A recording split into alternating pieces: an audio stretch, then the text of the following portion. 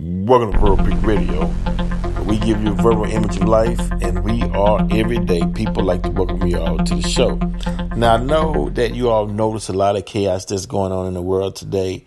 You notice, even with Britney Spears, and you see the campaign saying free Britney from her handlers, and her father's one of those handlers, which he relinquished his role of handling Britney in 2019, but there's others, and she wants her freedom. And why is that? Because even amongst white females, white supremacy has fallen. It has failed. It no longer has the power that it once had over the world. And that's why you see Cuba is in an uproar. You see South Africa is in an uproar. Haiti is in all over the globe, because you have to remember, at one point when the colonizer or white supremacy was spreading throughout the globe, it had the power to force people to bend to its will. And that dynamic has played out, but yet they still trying to use old tactics on free-minded people, which is creating friction, and from that friction leads into chaos fights all over the world. Because people are saying, look, I'm going to control my own destiny. To hell with it. I'm not afraid, and whatever happens, happens. You shoot me down in the street, so what? I'm going to control my own destiny. I'm not responding to white supremacy. Men are not being bullied into demasculating men. And things are just changing. Times are changing. It's a lot of chaotic things that's taking place now in the present times. But we have to go through all of this in order to get to the smooth side. Sometimes you got to go through a rough patch in order to get to the smooth destination. So that's where we're at right now. So this latest is Richard Sherman, right? Now, Richard Sherman, he's a cornerback. He's a free agency now. But he was in custody after arrested at an in-law's home, and he had a car accident, right? Now, let me read you this, and this is ESPN.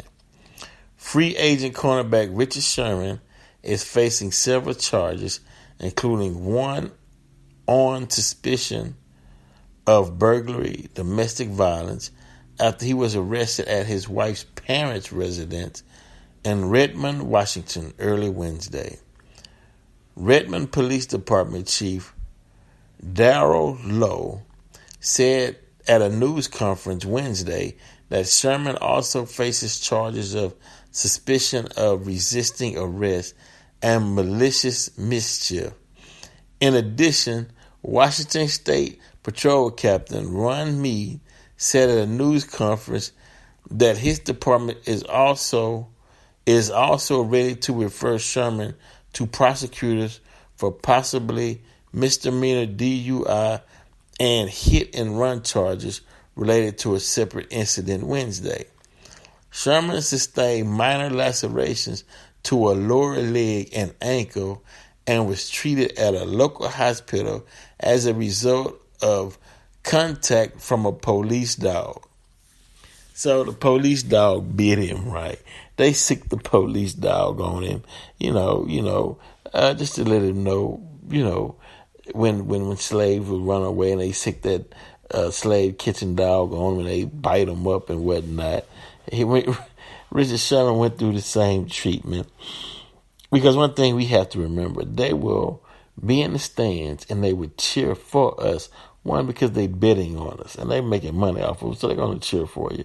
Two, they representing their home team because they want their home team to beat their brother-in-law's home team or their friend's home team or somebody that they know home team. And if you can help them accomplish that goal, then we'll cheer. Once the game is over with, it's over with. So players need to understand they cheer for you on the field, They cheer for you at events. They cheer for you at autograph signing parties, right? But leave it right there because it's business. But when it comes to personal and your domestic life, they're going to treat you just like they would treat somebody who watched football and just came home from a 9 to 5, as the same as they would someone who just finished playing a football game and on his way home to his family, right? You get the same treatment, right? Okay. Sherman was booked at 6:08 a.m. Pacific Standard Time Wednesday at the King County Correctional Facility in Seattle. Records state he was denied bail, but a spokesman for the Redmond Police Department told ESPN that is standard procedure for suspects of domestic violence until they can appear before a judge. See, you get the same treatment. You denied bail, they thinking you gonna run. You know, they gonna treat you. You gonna get the whole criminal treatment. You gonna get the whole walk of shame. You know, because in this current climate, they gotta force their will to try to put you back in your place, even though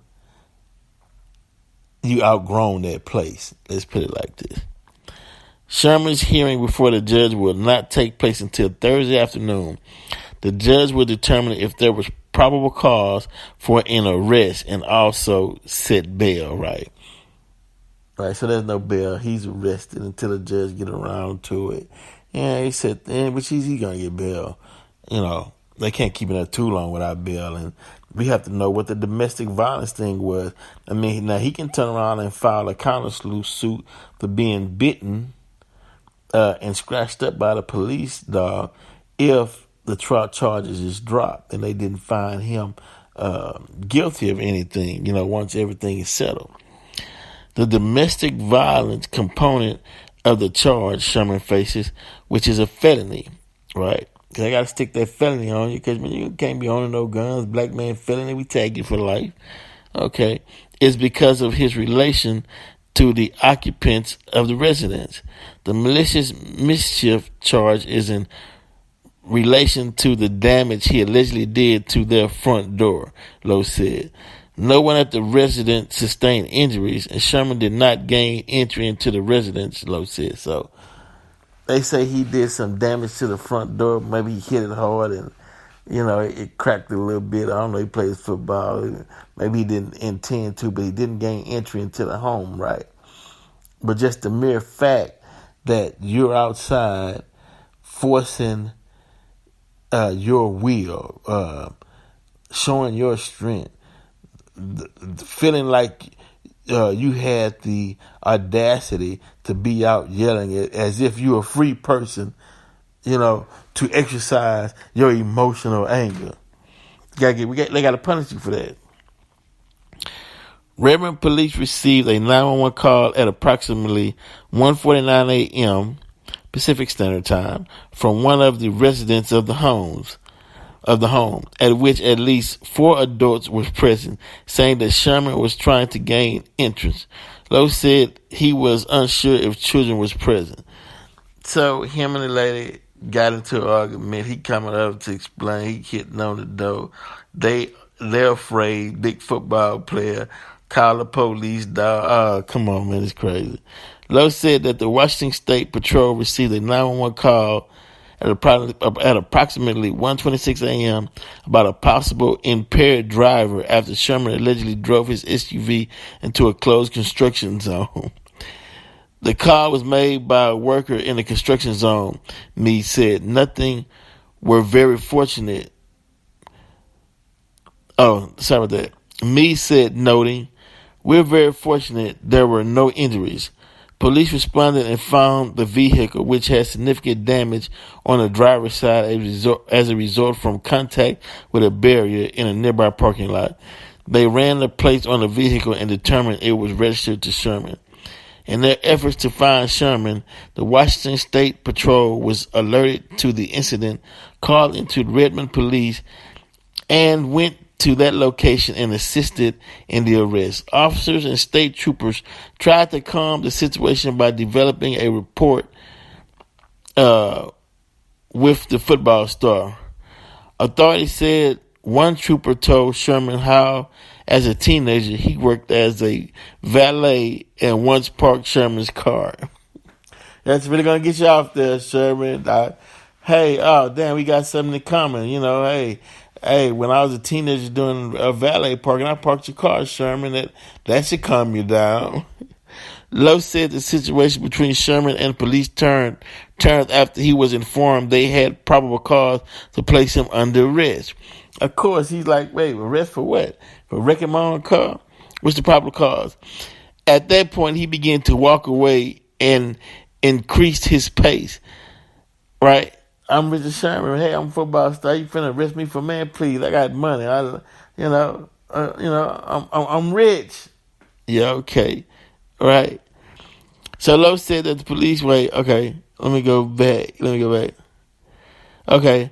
At that point he began to walk away and increased his pace. I mean, he walking away, but then they said he started walking a little fast. He trying to get away. At which time the K-9 unit was deployed to aid in the arrest. So they called the dogs on him. Go get the dogs. But they didn't shoot him though. They got the dogs on him, right? Hold on. The Washington State Patrol received a blood search warrant and took a sample from Sherman, Meade said. Those results are still pending. Lowe said that police could smell an odor of intoxicant emitting from Sherman's breath. At this time, we're going to make no statements except he didn't harm anybody. Sherman's wife, Ashley Moss, told the Seattle Times, my kids were not harmed in the incident. He's a good person, and this is not his character. We're doing all right. Just trying to get him out. I want people to know no one was injured. Wait, you call it? Man, black folk. Hey, on both sides, right? You got to have a code. We got to have to where when we upset, certain words got to be used. It's okay, look, you upset now, but somebody's going to call the police, and when they get here, you're gonna not like the results of what will take place once the police arrive, right? Because the minute you call the police on someone you love, they're gonna give them the riot act. They're gonna let them have it. Luckily, they didn't kill him. Then you're gonna be sitting at home like, well, he's not a bad person. I wish I wouldn't treat him that way. And they're like, look, man, when you call us, and this is a black man, he's gonna get treated that way. Get it through your head, right? That's the game. All right, till we change it. Sherman, 33, completed his third season with the San Francisco 49ers in 2020 after spending the first 7 seasons of his career with the Seattle Seahawks. The NFL said Wednesday that it investigates any incident involving law enforcement, and if there is a violation of the personal conduct policy, the player would be facing discipline. Sherman also is a vice president of the NFL Players Association Executive Committee. We were made aware of an arrest last night of one of our player leaders for an alleged domestic violence incident. I'm glad they said alleged, right? Incident, and have activated our domestic violence crisis protocol for the protection and support of everyone involved. The NFLPA said in a statement, we will continue to monitor events closely as more facts are made available to us. Sherman has been selected to 5 Pro Bowls and is 3-time first-team All-Pro in his 10 NFL seasons. I mean, one heated, upset moment could lead to death, right? Could have led to rabies, dog bit him, right? Could have led to divorce. I mean, could have led to a serious domestic issue of someone really getting injured.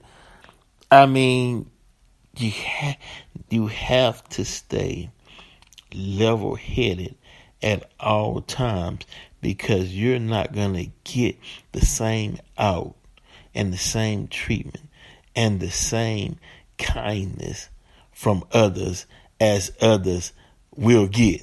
You get what I'm saying? You're gonna get the full extent. You're gonna get the harsh treatment. You're gonna get the dog. You're gonna get thrown on the ground. You're gonna get the breathalyzer. You're gonna get the accusation. You're gonna get all of it. right? Because it's a big news story. So you have to stay level-headed and watch yourself and your actions at all times. You know, that's just the gist of it. Vote Pick Radio. We're out reminding you to check out our movie, Black's Journey. It's on FlexNet TV, right? Just type Google FlexNet, FlexNet TV, and it's on the Black and Brown channel on FlexNet TV. Make sure you all check it out. And you can also view it on your phone and cast it to your TV at vcmfilms.gumroad.com. And we're out.